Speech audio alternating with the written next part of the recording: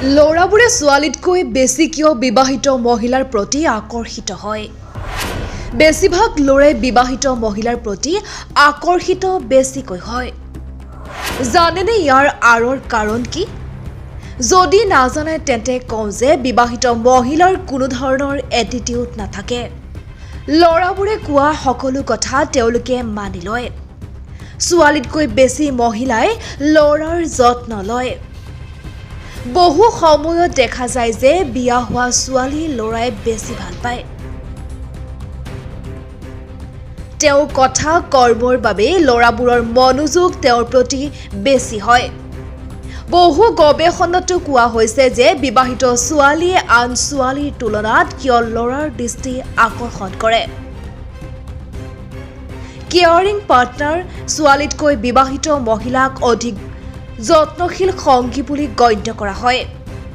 বিয়াৰ পিছত তেওঁ সদায় নিজৰ পৰিয়ালক লৈ চিন্তিত হৈ থাকে। ল'ৰাবোৰে নাৰীৰ এই কেয়াৰিং মনোভাৱটো ভাল পায়। হৰমনৰ পৰিৱৰ্তন ঘটে। বিবাহৰ পিছত মহিলাৰ হৰমনৰ পৰিৱৰ্তন হয়।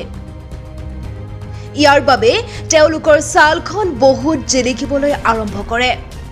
নাৰীৰ এই পৰিৱৰ্তনে পুৰুষক তেওঁলোকৰ প্ৰতি আকৰ্ষিত কৰে। আত্মবিশ্বাস অবিবাহিত ছোৱালীতকৈ বিবাহিত মহিলাৰ আত্মবিশ্বাস বহুত বেছি। তেওঁৰ আত্মবিশ্বাসী ল'ৰাটোক তেওঁৰ প্ৰতি আকৰ্ষিত কৰে। পুৰুষসকলে ভাবে যে বিবাহিত মহিলাসকলে প্ৰতিটো সমস্যা ভালদৰে বুজি পাব পাৰে। মিঠা প্ৰকৃতি বিবাহিত মহিলাসকলে ঘৰত আৰু বাহিৰত সকলো কাম পৰিচালনা কৰাত পাকৈত হোৱাৰ লগতে সদায় মুখত মিঠা হাঁহি এটা ৰাখে। কেৱল পুৰুষেই নহয়, সকলোৱে এনে সুখী ব্যক্তিৰ লগত থাকিব বিচাৰে। ল'ৰাবোৰেও নাৰীৰ এই কথাটো বৰ ভাল পায়।